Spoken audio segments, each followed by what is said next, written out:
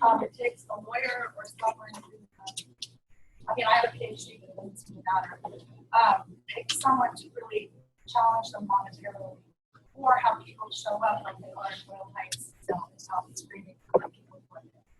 To me, it has changed my whole notice on the Riverside. I don't do walking tours anymore, but home material is available all the time. And when I see it ripped off, I challenge people to include all of the little messy details about violence, and also cats, because I care about cats. But when I see it taken away and it becomes something really stupid, like I see all the time, I call it out, and I'm a nasty person online. And I do it for the people that I study. But it's also heartbreaking. It's really terrible to watch it happen all the time from the people in charge. So, I was just going to make one comment, and this is in regards to the archivist portion, but my name is Joseph Quintana. I'm from the United American Involvement Services Organization, services for American Indians within Los Angeles, one of the largest communities in the entire nation. The thing that I would say is that I'm appreciative of both of you and what you're describing as far as not only digital media, but also mainstream media, especially in the focus of American Indians, because we'll often see it suppresses the American Indian voice in a lot of different ways, and it places you in a position that you're in either 1850 to 1890, and that's how you need to look, especially if you're an American male. So what do you ever aspire to other than something that you see in mainstream media? You can look up at the hill and see that Hollywood sign that very much tells you what probably everyone in the room probably knows about American Indian, unless you have more than at all. But being able to go in and challenge those beliefs or those stereotypes, it becomes an added barrier to trying to digitize and archive or talk about the community that work with social structure as it becomes more sophisticated or anything like that. So that's supposed to be supposed to have grades, supposed to write words, supposed to live in TV. And in that way, it subjugates you to living perpetually in this state that will never allow you to grow unless you be consumed by the greater story. And being able to share that story becomes even more challenging, because the story doesn't ever evolve. The story has to be set in time between for content. So I definitely am appreciative of the fact that you all sharing both the cultural perspective and what you're seeing here. And I also, I think that what I would ask or add to it as well is that, being mindful of that and trying to take ownership of that narrative or of that piece of it, and how it relates to the greater good. Because as we know within academia, people can make their names on a subject matter that hasn't been published or hasn't been documented before. American Indians are very leery of things that are run down and published or anything like that. Us as an organization, we're trying to figure out how we can adapt to these new resources, such as digitized media or anything like that, and showcase our story to the non-native public who could become potential advocates or supporters or anything like that. But how do you engage them? And I think that's kind of maybe where we can get some information. You're comfortable with done some of that early on, work to do it for your own communities, and for us to be able to share that story, understanding our own place and our own responsibilities to our community. Will either benefit from this or will suffer from it because they'll be portrayed in a certain light. Do you want to comment on that? I mean, I guess just briefly to the question is that we're here at UCLA meeting about community archives, so part of what that says is that UCLA is a community, right? And that there's not necessarily fixed boundaries about like, well, the community archive is out there, but it's not permeated by all the kinds of ways in which these discourses and relations are reproduced, because a lot of folks work in community archives, relationships either with the university or the staff have advanced degrees, et cetera, et cetera. Like I'm just trying to point out it's not this pure thing that is over there. And also for us, we're concerned about the way that we ourselves end up reproducing these narratives using the archive that are really harmful to us and to our communities and to demonize members. So one of the ways that I find really problematic, and I've been in situations with people but I've been most of my career about developing alternative space, whether like libraries or digital stuff, whatever. And one of the questions that my strategy that I find really puzzling is when people seem to say, well, if you're working in an alternative, even if you develop something, what's the permanence of that going to be if it's not in these really acknowledged, permanent spaces? And I think that's really disempowering because I think we need to, like Jared was saying before, we need to imagine and develop new spaces. And yet we are, because of a lot of stuff that happens, we're being discouraged from doing that. We get discouraged by that from sometimes each other. Sometimes the institutions do that. Sometimes the funding agency does that. Sometimes the reviewers of grants do that. So I think we really need to push forward on making sure that we reimagine those spaces, and those spaces, can be, have much longer life than sometimes people want to imagine. So we have one more question that's been waiting, and we're going to take that question, and then we're going to switch back, and Professor Gilliland's going to give a presentation, and then we'll have a few more minutes for questions. So in the second row, I believe. Yes. I'm actually curious about your thoughts on YouTube as an archive. You seem to have chosen certain clips from YouTube as evidence of its. I mean, I don't know. I'm not quite sure I understood you were reading very quickly, so I might have missed some of the subtleties. But whether you were suggesting that YouTube is part of mainstream media and that these clips represent everyone's opinion or some sort of skew in the mainstream view, because I mean, to me, I think of YouTube as sort of a crowdsourced archive that trends, and that very much sort of what you see depends on what you've seen before, that is largely optimized for your past searches. And so thinking about YouTube as sort of a macro archive of a very large community that will either reflect what you searched for before or what you haven't searched for before, depending on your search terms, I think would be a really interesting way of thinking about that as an archive, right? I mean, I'm not disputing any of what you read into the clips, which I largely are just so horrible that, we are like artistically terrible. But that was the greatest fault of that first one. But I mean, I wonder how you use this kind of crowdsourced digital platforms, because there's no barrier to entry, right? I mean, those are available. So yeah, and I read quickly just because of time, and I'm not a technology person, so that's what's available to me is YouTube. So it's easy for me to make those particular videos. So I'm watching the videos on YouTube, but I'm not necessarily even critiquing YouTube. And the point wasn't to critique YouTube, although like Sophia Noble, who's here, and people have done a lot of work on the algorithms and the way that those actually determine what results are, et cetera. So it's not just like crowdsourced and things pop up. It's just algorithmically chosen. Right. Oh, okay. But I think the important thing is that was just a platform that I was using. I would say a lot of people in our neighborhood use YouTube to look at things, and that's an archive that's available to them. But more importantly, the reason I'm showing those videos is because in this context, they're seen in a certain way, but in general, those are not seen as absurd, right? And that's what's dangerous to us, is that those things are valorized widely. Georgia Lee, who's here, she makes all kinds of money everywhere, talking about these kinds of things. Homo Industries gets all kinds of net, and there are people that use like this. These are archival discursive work that does not get critiqued. And so that's what we're particularly concerned. So it wasn't really about YouTube. That's a separate conversation. I think there's a lot to have a conversation about, but it was more of just like, it's easy for me to just play the video and show you what people are saying. I can tell you what they're saying, but I just want you to see, like, not what we're really saying. So we're going to have one more presentation in this session, and then we'll come back to comments and questions and conversation.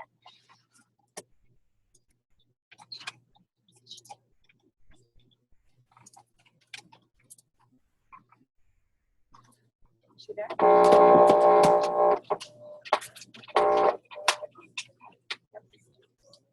Did you hear us?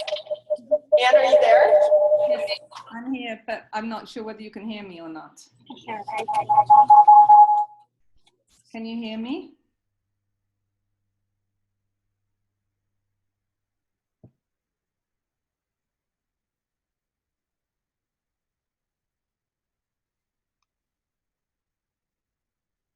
Are you able to hear me, Marika? Okay, I can't hear you, so.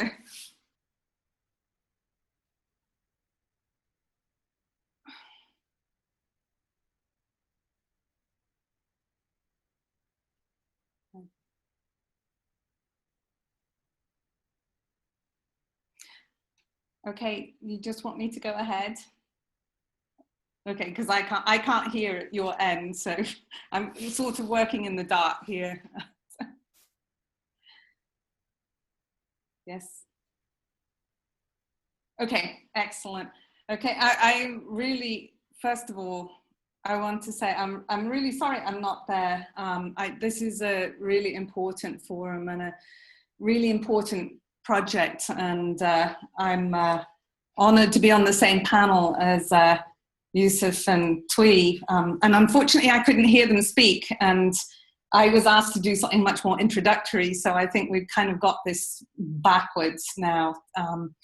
But anyway, I'm going to give it a go, and I wanted to first of all to give credit to the Southern California Library for the image on my title slide.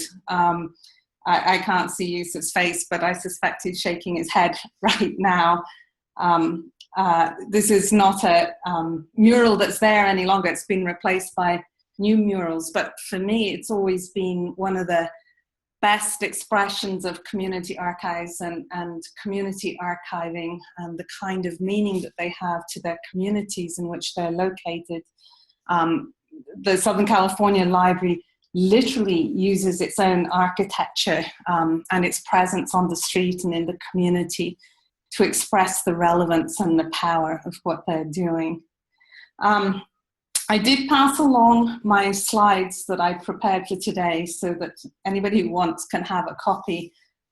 As I said, they are really just sort of background discussion points.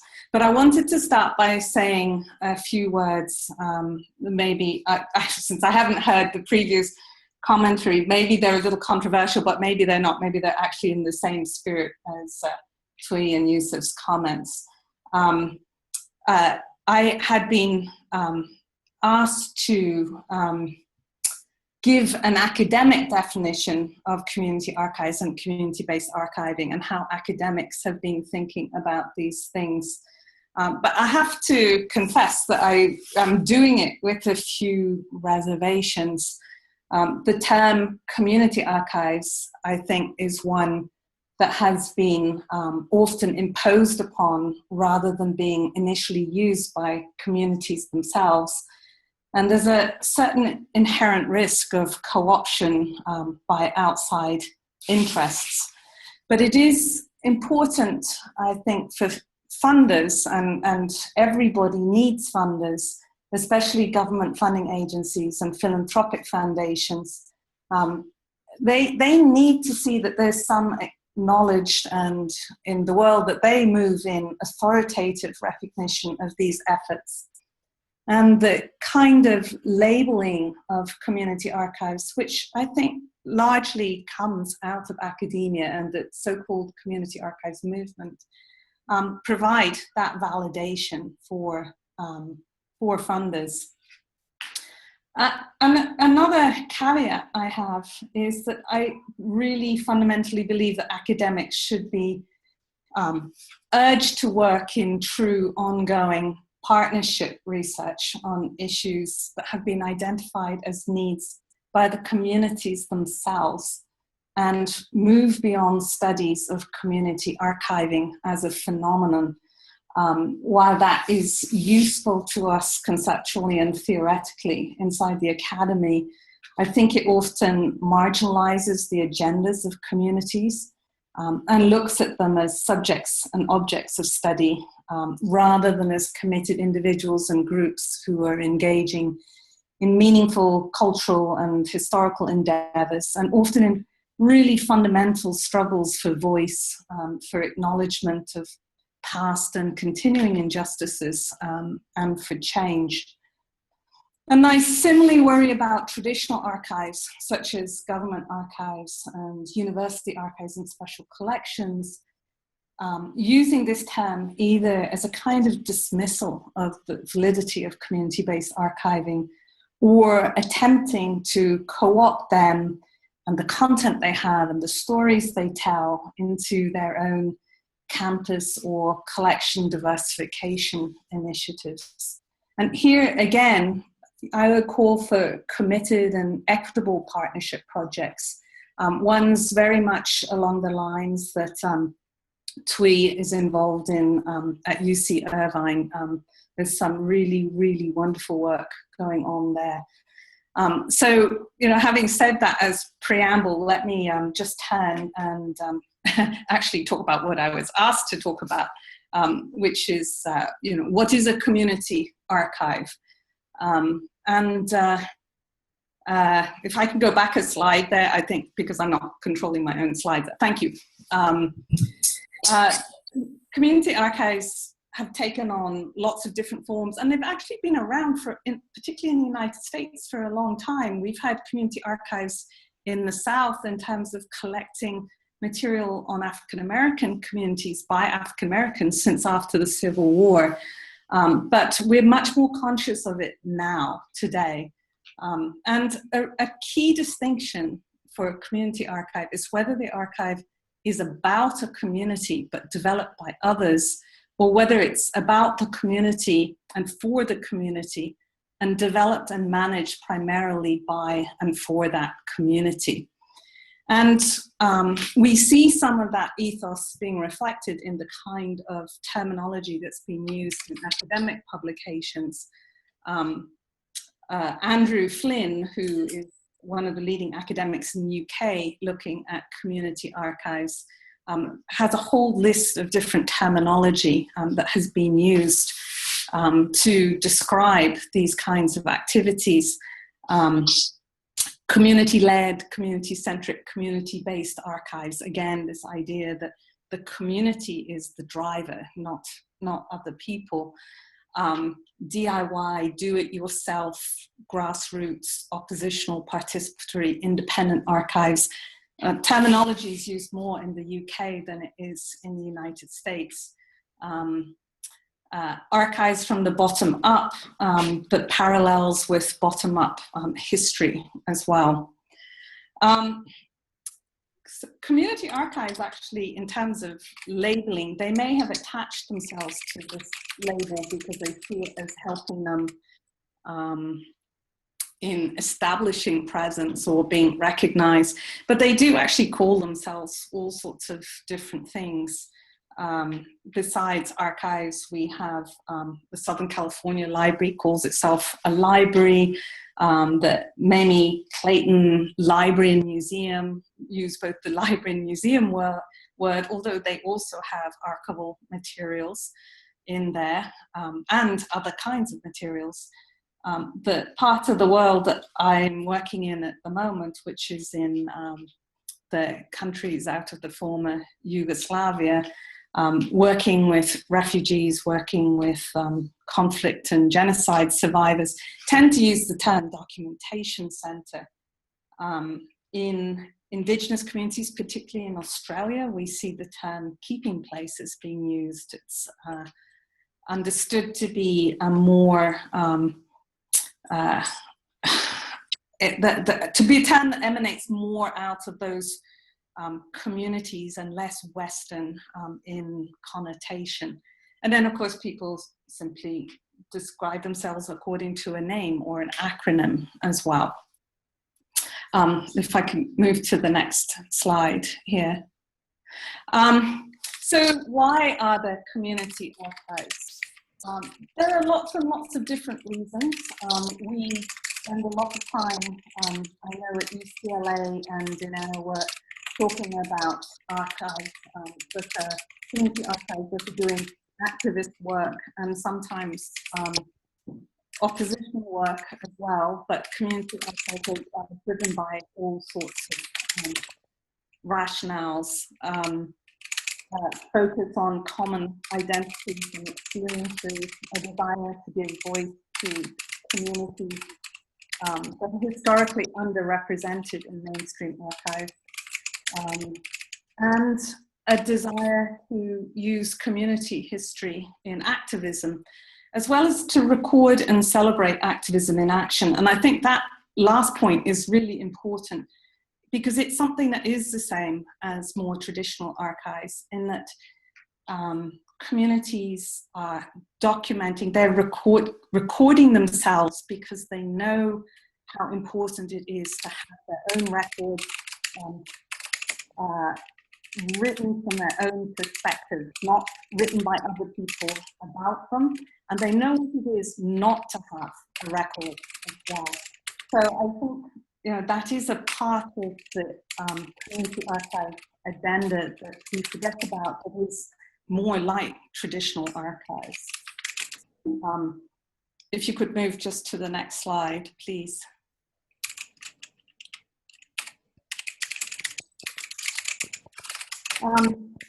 Where are community archives? My colleague Andrew Flynn and I wrote a paper a couple of years ago that was a sort of definitional paper about community archives.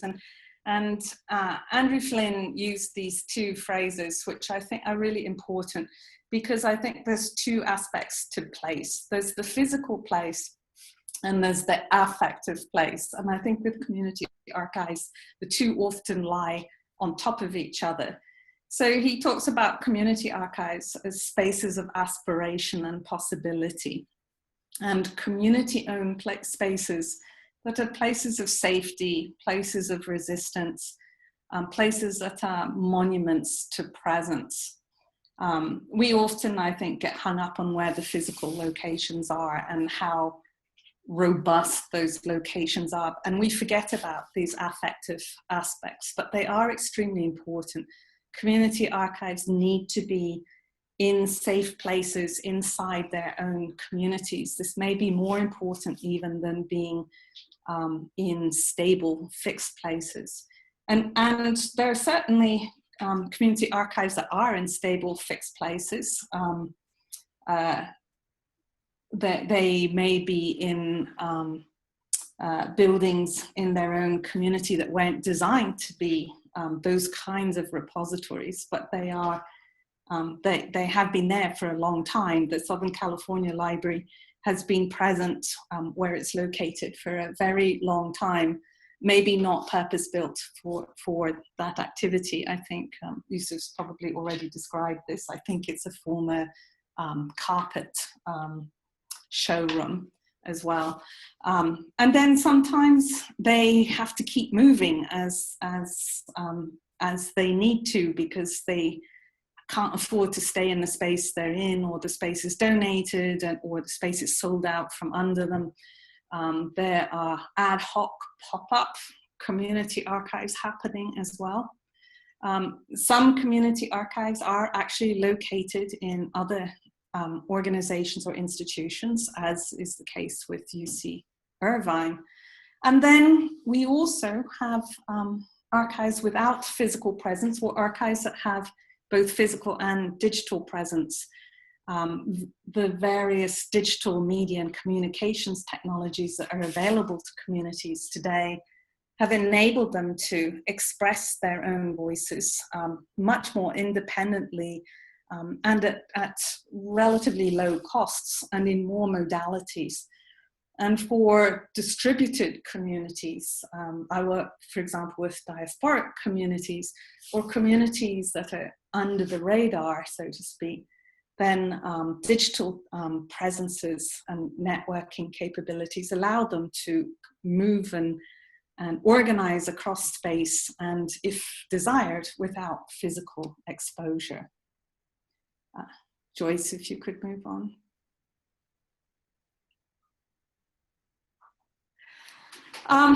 I think another thing that we should not forget, although we also have to look at it in a more nuanced way, is that archives also can just be physically embodied.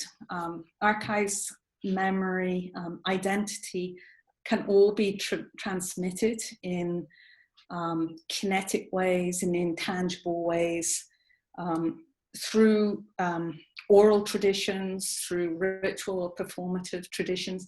And often we associate this with indigenous communities. And I think there are 2 points to be made there. One point is that for indigenous communities, this is not something new or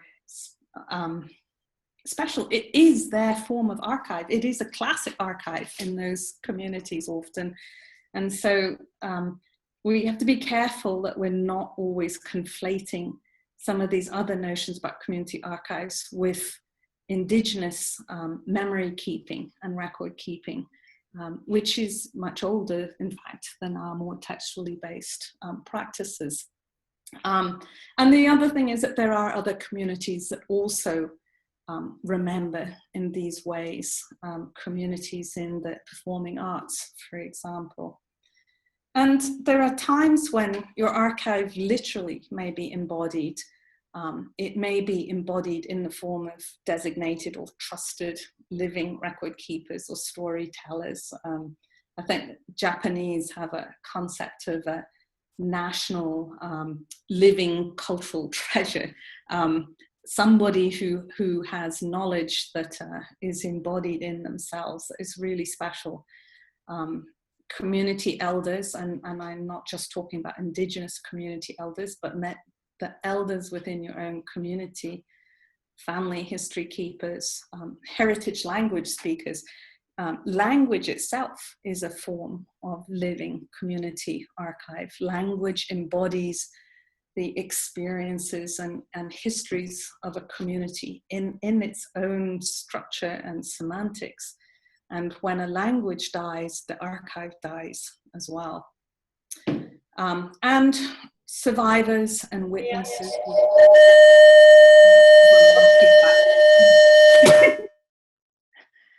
Survivors and witnesses of terrible events also are literal embodiments of an archive. We could look at this totally different. Yes? We're running out of time, so just another minute or two to wrap up.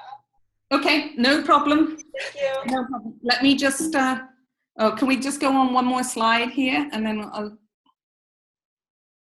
Okay, and actually let's just move on to one more slide here from there. But let me end on one point here that I think we forget about a lot, and that is that even with community-based archiving, there are still people who fall through the cracks. There are hidden and invisible communities. I think some of these maybe have already been discussed today. There are forgotten or overlooked communities. And then there are also communities inside communities, people who fall outside the hierarchies or the value systems that are at work within their own community. This happens often to communities, to people of a particular gender or gender identification, people who are perhaps not part of the experience of the community that the rest of the community wants to have highlighted in their archives. And so we always have to remember that there are hierarchies and power structures and exclusions that are at work inside communities. So a community archive doesn't always represent everyone in the community, and it doesn't always show every facet of life or experiences in that community. And I'll just end on that note there. So.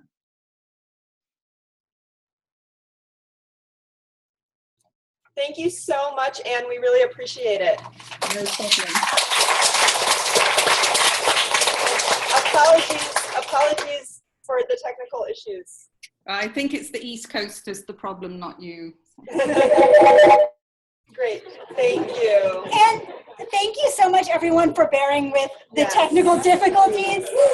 We're going to go straight on to the next session instead of taking a break.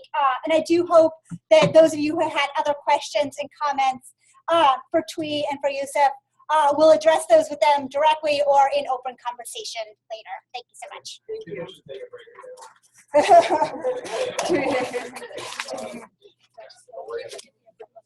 Yes.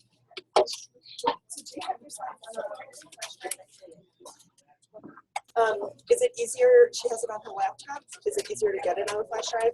Yes. There's no sound. Okay, well that's good. Thank you. Do you want to drive it onto my flash drive? That would be great. We're on the same company. I think, right? The next one. Okay, yeah.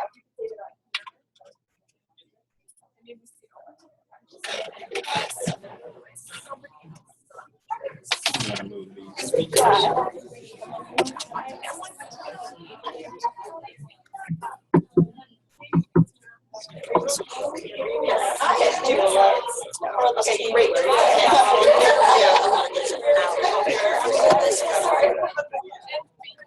Thank you for being here. I appreciate it.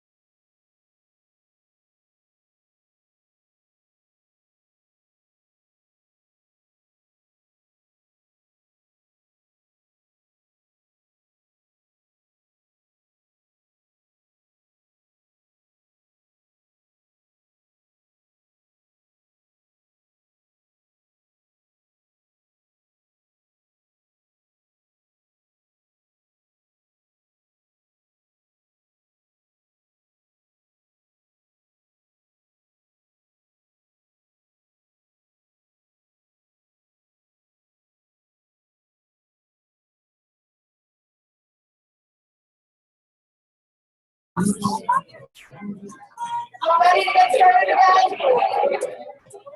This session's moderator is Delana Hunter from UCLA.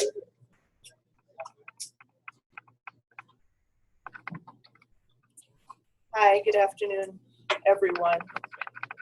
Hold on while she gets me on focus. Okay, as Michelle said, I'm Delana Hunter, and I'm from UCLA. So this afternoon we're going to try and get back on track with this panel. So I've already spoken to all of our presenters. We're going to stick within the 15 minutes, and then there will be one question at the end, and then you guys are more than welcome to continue these conversations after lunch. So, you know, if you want to start taking notes now to get that question, we might do it Jeopardy style, you know, whoever gets the hand up first. Okay, and I also want to let you know, so I'm the librarian at the Bunch Center for African American Studies in Haynes Hall, and if anyone's interested in visiting that space during the lunch hour, I'll just hang out in front of the building, and then whoever shows up and is interested, we can just walk over there. Okay. All right, so I'm going to introduce all of our speakers at once, and they will be presenting in the order that's on the program. Okay. All right, so our first speakers are Charles and Pauline Brown, who are the co-founders of the Compton 125 Historical Society that preserves the history of Compton.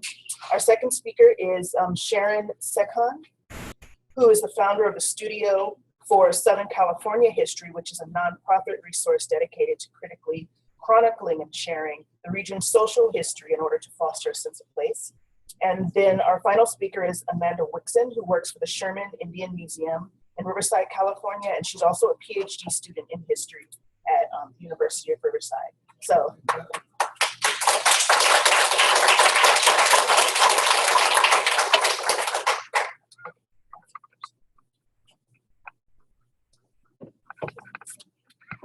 All right, good afternoon, everybody. First of all, we just want to say thanks you to UCLA and Michelle Caswell for this wonderful opportunity to come and share with you a little bit about the Historical Society in the city of Compton. We, in way of introducing ourselves, we got started by accident. And meaning that Compton in 2013 turned 125 years old. And in that time, we were driving through the city and we didn't see no buzzing about it. So long story short, we decided to do some investigation and decided to drive through some other cities. And there were cities that were not as old as Compton, and they had their little flags up, and we were like, okay, so 125 years compared to 45, what's going on? We then approached the city manager of the city of Compton and inquired to see if anyone in the city was making some kind of preparation to celebrate the 125 years. At that particular time, nobody was, so we told them that we had an idea. And from one thing, it led to 11 months of one event per year. We did our first general meeting where we invited the community to come on board. And about 35 to 40 people from the community showed up and came together. And we had about 7 categories that defined what the city would be when it comes onto the mosaic.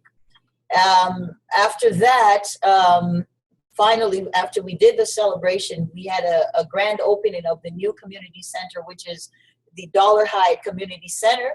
And we had the great opportunity to make our first historical presentation there. Reason why I'm bringing that up is because during our time of research, we could not find a lot of history that was archived about the city of Compton from about the middle 1960s all the way up until this time. We couldn't find anything that was archived. Everything that was archived was either started from 1888 up until probably the early, like 1960. And so we were kind of troubled about that because we know that history is very important. So based on that, President Brown, which is here with me, he had a thought, and inside he kept it secret for quite a while, and then he exposed it to all of us and said, you know what, after we finish this 125-year celebration, we need to start a historical society. And thus we have the 125, which represents the 125 years, and Compton 125 Historical Society was birthed in 2014 of July. We are a nonprofit corporation, our institution, and we have been going strong ever since.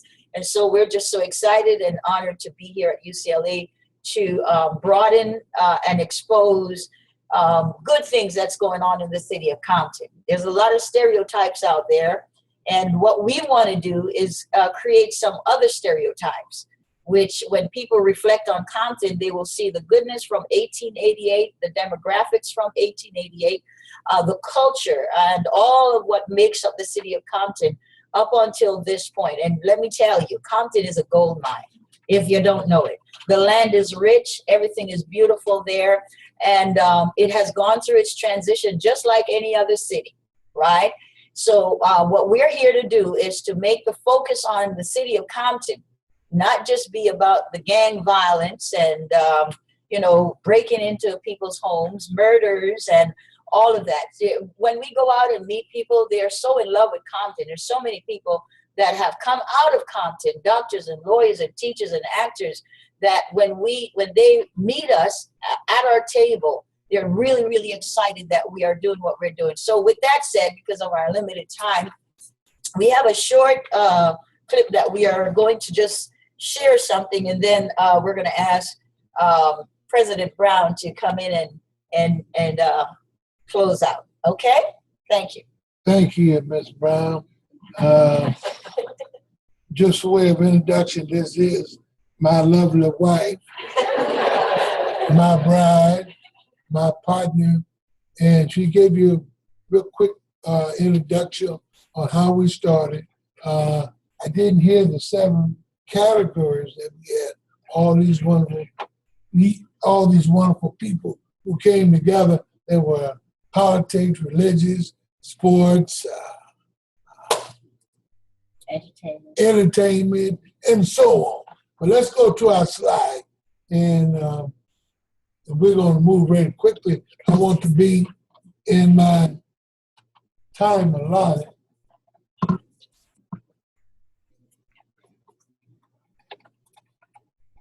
Now, you owe me a minute. Technical department owe me a minute. Yeah. Okay. Now, this is a book that was written by one of our board members about the city of Compton.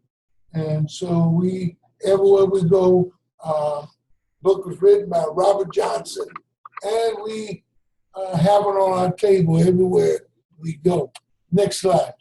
A proverb: when an old man dies, a library burns to the ground. And simply when information, when a person going home, be with the Lord, or wherever they're going, okay, information is lost. If there's no one within a family unit, no one within the community that's concerned about the livelihood of an archive within a community and regional area. Okay. Now, Compton has a rich history, what you heard Ms. Brown talk about next. But most people do not know about it. You know, some of you don't even know the history of Compton. And so we just so honored that you're here today. From the founders to the early settlers. Next. We have, it's black. Oh, here we go. This is Don Manuel. Him and his 6 daughters, well, him and his wife, then his 6 daughters, they own all the land from San Pedro all the way up to parts of Los Angeles. And this, if you notice, everywhere you go, there's the Dominguez. Cal State Dominguez hills were named right after the Dominguez family. Temple, his man owned a lot of money, had a lot of parcels of land, and Compton bought it from him. Okay, quickly, where we gonna get to this downtown area in 1885. Okay, the Higgins house, very a stout pioneer in the early 1800s, and look at that wonderful house. Look like the Adams family. Now, Barron family, we got a street named after him in the city of Compton. Okay, a lot of people don't know one of the first air meets was at our airport in the city of Compton. Okay, these are some of the floods, the information, some of the stuff that happened in the early 1900s. Now, for those of you who know about the earthquakes, Compton was hit really hard, as well as Long Beach in the 1300s. This is our school district home office that was rebuilt in the early 60s. Now here, the 1960s ushered in a new era of leadership. Okay? Now, you start seeing a demographic change. Well, in the early 18 and up to about 1600s, there became African American leadership. Okay? And this is Mr. Dollar was the first black mayor from this side of the Mississippi. Then Doris Davis, she's the first African American female to be mayor of a major metropolitan city. Come on, next slide. We're gonna get to this real quick. I got 6 minutes. Did the history of Compton disappear? You know, some of it did, okay? And this is why the Historical Society was buried. So where is the rest of it? And it comes from telling our stories. We're doing a lot of oral interviews. We asking for collections of families that have a lot of data that could be part of our collections department. Where's your story? Where's our story? Our story will seek the immigrations of America, South, Mexico, Guatemala, and Samoa. Excuse my pronunciation. Go next time. Okay, now. Oh, I can. Lord Jesus. Tell your story. All right. Telling your story is what I shared with us a little earlier. Go on, next slide. And you are part of, all of us that are here are part of the historical development of archives within your community, within this wonderful institution here at UCLA. These are just some of the wonderful, as you see the demographics change, say who is the Compton 125 Historical Society? And Ms. Brown gave you an overview of that earlier. Our mission is to research, preserve, disseminate knowledge about the dynamic cultural history of the city of Compton, to serve as a resource of historical information, to assist in the preservation of cities' historical records, to collect and archive memorabilia from all institution, personal, family archives. Goals, oral history. You know, we have oral history. We educate.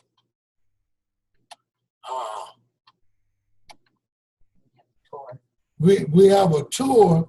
She kind of went over that. What we did, we have a tour now for those who want to see the great history of Compton.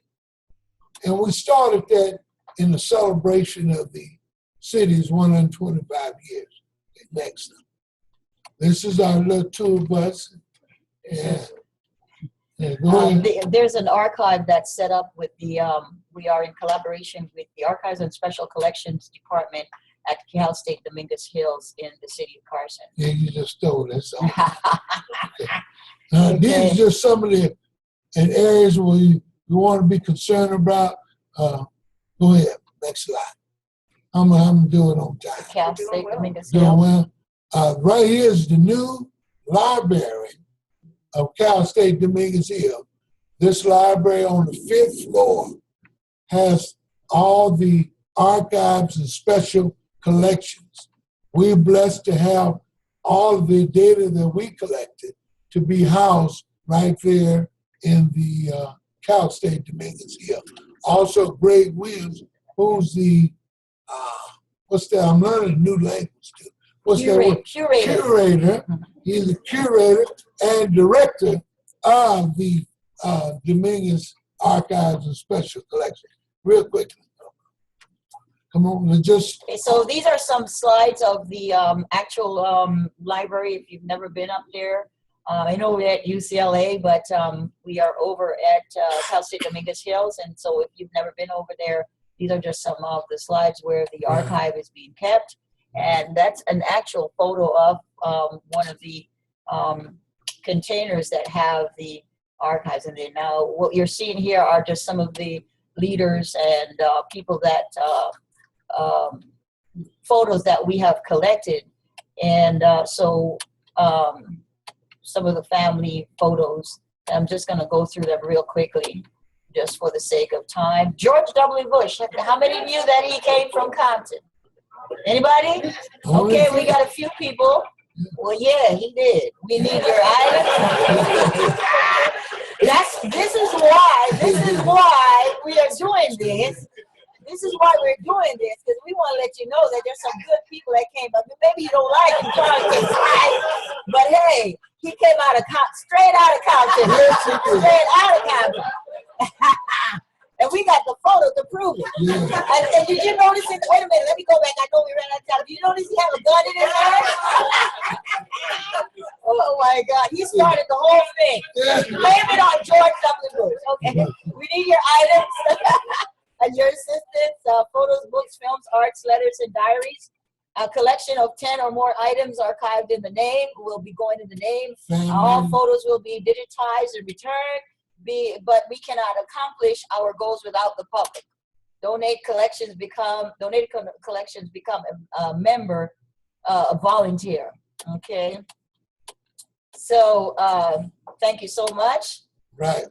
We just want to let you know that we do have some brochures here on the archives, and yeah, and if you want to be one of our community partners, UCLA is already a partner now.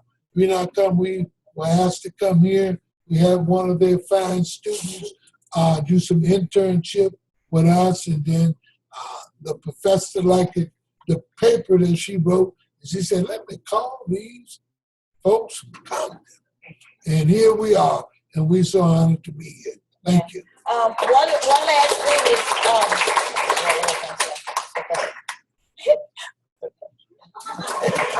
I forgot, but I had a senior moment, okay? Hey, my notes. Yeah. Sorry. Thank you, everybody. Blame it on George W. Bush.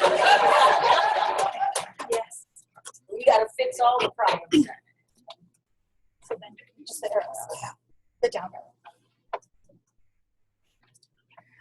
Thank you all. Special thanks to Michelle Caswell for inviting me to be here. It's really an honor to be here among so many different archival sources. And sometimes throughout this morning, I wonder if I should even be here. I'll tell you who I am. I started the Studio for Southern California in 2006. Our mission is to critically chronicle and share the region's social history in order to foster a sense of place. We sponsored exhibits, research projects, a library, an oral history program, walking tours, and our online resources, which I'm talking about today. All of our projects are archived on the LA History Archive. And all of our archives are multicultural because it's the history of Southern California, which is a multicultural space. I wanted to give you just a little example. If you look at this collage I made, those are from our archive. And you can see that those are pulled from different ephemera. The two Chinese boys are from a postcard that I found that's from 1909. And the caption under it was written by someone who had sent it to Kentucky and said, "Heathens in our midst." Also, you have different issues with the LA Aqueduct, you have different maps, you have different booster ideals being presented in our ephemera, and I wanted to create a kind of juxtaposition of all of them, just to give you an idea that the metaphor is really who we are. I was motivated to start collecting histories when I learned about the WPA project and the Depression, when they began collecting slave histories, which is the basis for much of our understanding of slave life, and at Louisiana State University. I knew that there were plenty of people all around me who were dying and we were losing their histories. And so I was really motivated to collect those stories. You can now actually access all of those through the Library of Congress's American Memory page. But when I was a graduate student, they were a dream. And so to me, the idea of having history accessible at your fingertips really came alive with the digital. I also was motivated by our California standards to learn local history, which end at the 4th or 5th grade with a so-called age-appropriate discussion of the mission period, which to me is often a reinforcement of conquest and not talking about genocide or what it actually means. They were actually created in this way. This tourism destination was created by the Landmarks Club at the turn of the century, and there's a lot of people who make money off of it, and it just reinforces this idea that Native Americans are dead, that there's no history before 1769 or after 1833, and that the histories that take place in the mission are always sacred and not something you can challenge. Yet all of us know, hopefully all know that, the Pope just canonized Junipero Serra against many protests against it by California Indians as well as people across the world, especially those in Mallorca, Spain, where he was from. So to me, this is really important to challenge, where we live and how we learn common sense history. We seek to share our history and to create larger conversations and actually arguments about history. History is not supposed to be a soundbite. It's supposed to be messy and argumentative. And also talk about, data, information. And so here's one of my favorite people. She was the first person I formally interviewed for the studio. Her name is Conchetta Capriccioni. She died in 1914, 1 month shy of her, she died in 2014, 1 month shy of her 100th birthday. She's buried at Calvary. She actually was born in Little Italy in 1914 on New Depot Street. You can see her house from the 110 freeway. Then it was Little Italy. Now it's New Chinatown. And her discussion of naming, which is something I asked all the people we interviewed, taught me stuff about Italian-American heritage, about naming the firstborn after, your patrilineal or matrilineal grandfather. And I didn't know that, and it helped me understand just basic things about history. Wrong way. This is an example of how we use YouTube as an extension of the LA History Archive. I try to use as many sources as possible that are already in place to exploit the system. We also use SoundCloud for some of our oral histories. And I really enjoy the kind of talkback that we get on YouTube. I really have an inferiority complex about the quality of my work. I'm not a documentarian, I'm a historian. But I get a lot of feedback from people who say that it doesn't matter that I had a bad sound quality. That I brought back memories to them that they didn't remember. And that to me is the biggest, sweetest reward, I should say, because I know that it matters to people who I will never meet. I can also track people who learn this history and use it. I get feedback from people all over the world who are, blown away. And we often try to connect change over time to real laws so people can understand where they come from, whether it's the Bracero program and why Artesia, changed to a consumer culture from an agrarian one to other ideas related to racially restricted covenants. And also the idea of change over time and what we love about being alive, loss, death, cats, food, first kisses, the best places to eat, the things that I think are important to share. I ask people all of their secrets about making out with people. I ask them things that they don't want to tell me. And it's good because I want to know these things. I want to know what their favorite flavor of ice cream is. And I also want to know things that blew their mind. I recently interviewed a Tuskegee Airman who I met at the thrift store. And he grew up in New Jersey, but went to Howard University where he became a dentist. And I said, was there anything ever crazy that you saw in DC? And he said, yeah, when the Puerto Ricans, brought guns to Congress and shot up Congress. I did not know that history related to the Puerto Rican independence movement.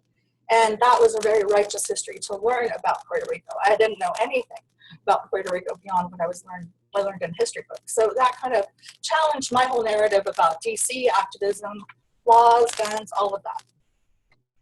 I also archive projects that we've done where we're paid to do projects, or I do them as a labor of love. An example is the Legacy of Care, where I was paid to do a timeline of the history of nursing in Southern California. It's actually on display at Azusa Pacific University, but we have it online as well. We try to go back as far as we possibly can. So I found cases of Cahuilla Indians who served as nurses. We got them from testimonies from the 1500s or 1600s, I should say, 1700s, I should say, and also taking it to the present and talking about the constant need for nurses in our society, how it is a feminized, often challenged for unionization efforts and seen as not as important as doctors, but as we all know, they do all the work.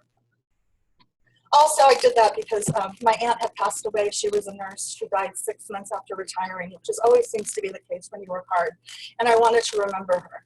The timeline I did for Watts was for the Watts Gang Task Force.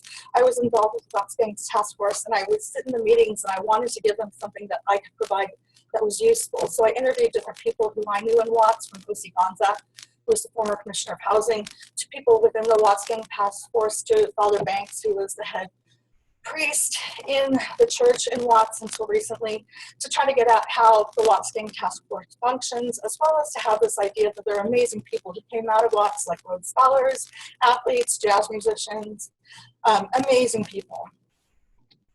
We also created lesson plans with some of the greatest educators in California, including Catherine Gudis, who's in the room here, to kind of challenge the state standards. The state standards at this point were chronological, but they would begin, like, let's study Hammurabi's code in Egypt without recognizing that we have ancient history here, that we have cave paintings here, that we have oral traditions here that are worth studying and are more complicated and are more relevant to us than Hammurabi's code right now. And these are all created for people to use and to send them back to us so we can learn from them and create best practices. I'm trying to talk really fast. And just some examples, we do place-based projects, and we've done different illustrative maps from ones for the Alameda Art Corridor. I put that in quotes because it's more of a manufacturing corridor, and I got a lot of crazy history there. Like the first wooden airplane was built in that area. Really amazing history related to aviation. We did history related to Artesia, and I found some really nasty history related to maintaining the historical society as a white-only destination and not related to Indians who were surrounding them, as well as Boyle Heights, New and Old Chinatown, the LA River, LA Trade Tech, which is an amazing technical college in LA. It will be 100 years in 2035, and it's one of the most amazing spaces in terms of learning the radical history of LA in the 20th century. The Black Panthers were there. You actually had Eldridge Cleaver speak there. You have a lot of feminists who speak there, but you also have the working class history of Los Angeles and a kind of entrepreneurship that you see affects the rest of the world. People come to Trade Tech to study it and take it back to their countries. And we also have Middle Eastern students there in the 1950s. We also have done work on Santa Ana, Watts, the VA, and we also invite people to define their own neighborhoods through our My Neighborhood Photo Essay Challenge. So you get to answer what makes a place home. For me personally, I live in South Pasadena. I don't like it, but I love all of the nature. And it was a really great exercise for me to do because it made me explicit about why I love where I live. And it's related to cats. It's related to food. It's related to growing up there and having memories there about movies, everything. But it made me define why I left it. Okay, and I'm done.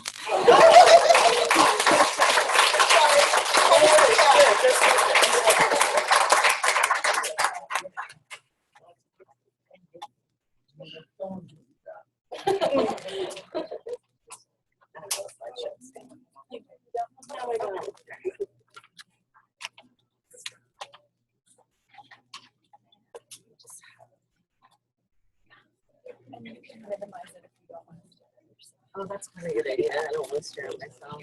Great. Oh, no, that's not.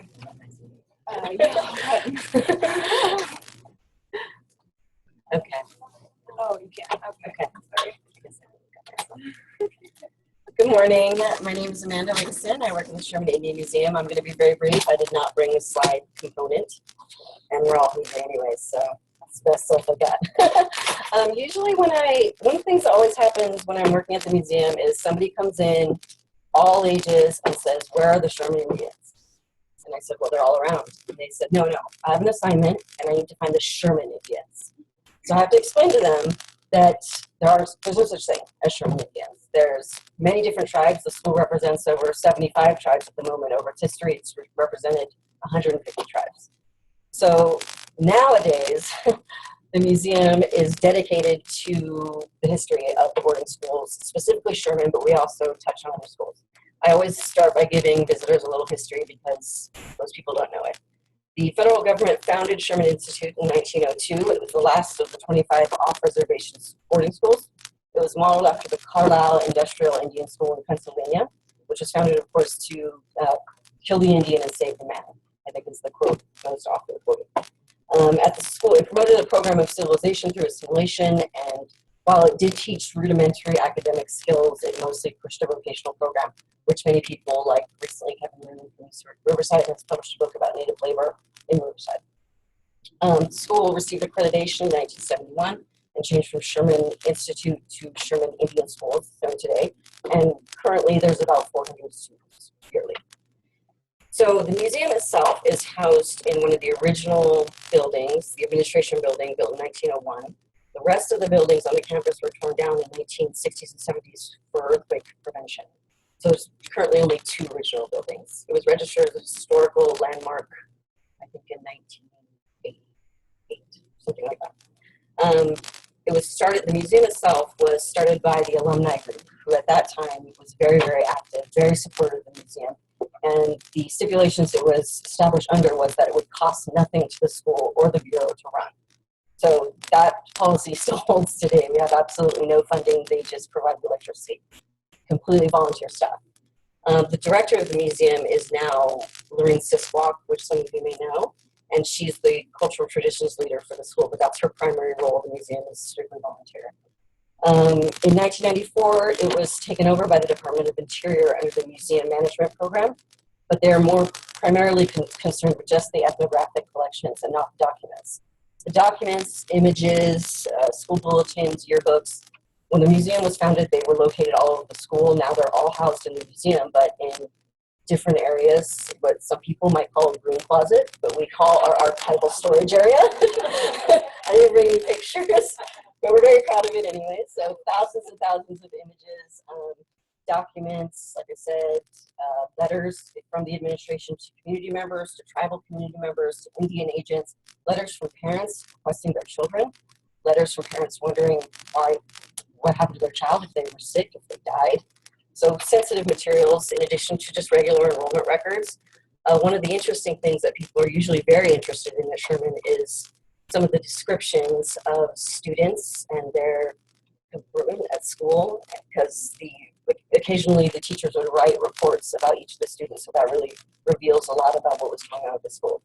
So currently at the museum, we feature kind of promotional items from the school's history, because they are very proud of their history. But now we're starting to move towards the real story. Several books have been published about Sherman, but there's still a lot more stories that have been told, and it's just a matter of getting into the archives. Now, that being said, our archives are open to the public. Who we serve primarily is the Sherman community, but by Sherman community, I mean Sherman students, Sherman's family, alumni, their family, academic researchers, even though you would not think they're part of the community. We're trying to open it up to as many people as possible. I myself got involved in the museum through an internship with Kathy Gudis, and I'm a Chickasaw tribal member, and I was looking for a way to serve my community without being in Oklahoma. And so it seemed like a perfect spot for me. So Sherman really does bring diverse communities together, and it's growing, I think, every day. So primarily, we consider it a community space. It's where people can come handle the archives, they can handle the documents, they can look at pictures of their grandparents. A lot of tears are shed nearly every week there because they're finding lost histories, comments about their grandparents, whose grandparent was going out with who, lots of gossip, the whole thing. So we're sensitive about that material, but we also want to make it available to these people who really feel that it's their records. It's not the government's records. It's not administration records. It's theirs. So unfortunately, over the years, as attention has grown, the materials have become very fragile. We just can't, it's not going to withstand much more paging through. And as the interest grows, of course, it's becoming even more fragile. So I think one of our big challenges, and I was discussing it with Lauren Siswak, the director, yesterday, our main challenge is how to maintain, how to move forward in the future and digitize with this new project with UCR that we're very excited about, and without alienating our community, because they want to touch the archive, they want to touch the documents, they want to touch the images. So we have to make sure to maintain a lot of cultural sensitivity and also not put some of the information on the internet. We still want to function as the gatekeepers of what is going out because it's been misinterpreted in the past. It's been exploited. So that was a big issue for us. And like he said, I think in his comments, Joseph said, that Native American community is very leery of academia and general public. So that's something that we still have problems with. I mean, it's a big step for us to be able to partner with UCR. It's in discussions for years. Other institutions have tried to come in, but you know, we're excited about it. We're trying to move forward, and I really want to thank Eric and Burgess for being so understanding and wonderful about some of our limitations and being culturally sensitive, and of course Kathy Goodis. And that's really all I have to say.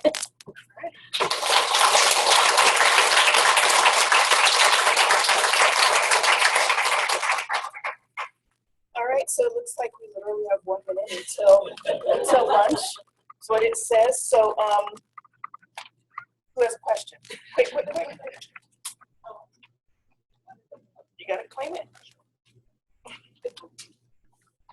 Did I see your hair? Okay. Well, thank you all for sticking with us and being engaged through this. It wasn't a lightning talk, even though it somewhat a little bit felt like it. But we can continue the conversation at lunch. Okay. Lunch upstairs on the second floor. Oh, and if you guys are interested in seeing, Bunch Center out, I'm just gonna stand out there and take you, and then come back and eat. Hopefully.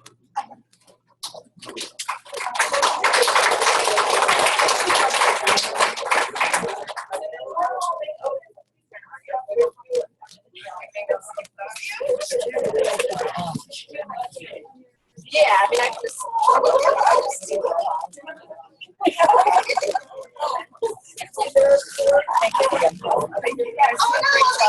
I'm sorry. I want to volunteer, and I have a content history for you. Okay. And I want to help you if you need help. Okay. Oh, thank you.